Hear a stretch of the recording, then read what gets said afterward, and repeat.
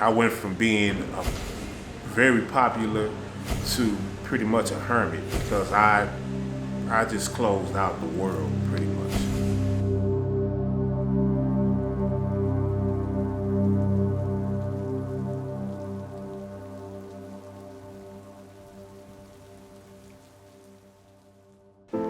Media, scene one, take one.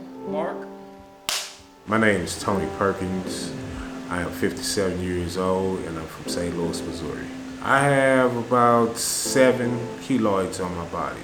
The biggest one, other than the ones on my face, would be right here in the middle of my chest. A keloid is a scar that the scar tissue doesn't know when to stop growing outside of the surface of the scar. So it just continues to grow. His first keloid, I think he was about 10 years old. He was playing with our brother Brad and he cut his stomach. And that one, it turned into a sore, which turned into a keloid. About 2003, the ones on my face, they began to grow out of control. So I went into a deep depression. I kind of pushed people out of my life. I could sense that people were staring at me, talking about me, and it just took a toll on me. When I had surgery back in March, the 2 that were removed from both sides, they weighed together about 5 pounds. And it seemed like whenever he would have a surgery and they get rid of the keloids, they grow back bigger and bigger. I just felt like that was kind of hard on him. About 5 years ago, I began to regain my confidence, be able to have conversations with people and have direct eye contact. He started working at the school, and I think that really helped him because the kids accepted him. They were not looking at his face, they were looking at his heart, you know. He walks in and I see this man who just looks like a regular guy, except for he's got this big thing on his neck.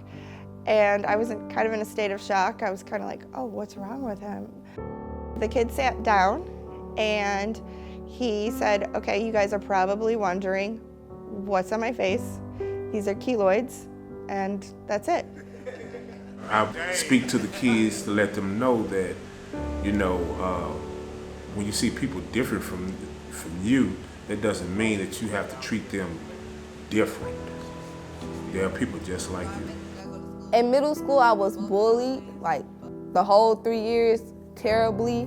Me and my mom, we were homeless for a while. Like, life isn't going right. I seen Tony. He had a bunch of stuff on his face. I said, I wonder what type of stuff he goes through. I said, do the things on your face hurt? He was like, they're keloids. I've had them for some years now. They don't bother me. They hurt from time to time. I said, well, I hurt too. So I call him Pop Pop. We've been close ever since. What about you? If you want to know what happened here, ask him. That's what little kids do. Little kids would come up and say, what happened to your face? They know he wasn't born like this. So if you want to know, ask. Don't be too much like he's a monster and making all those faces and things. Ask him. He'll tell you. Anything that you do volunteer-wise, you also put that down on your resume? My work with school children means the world to me. I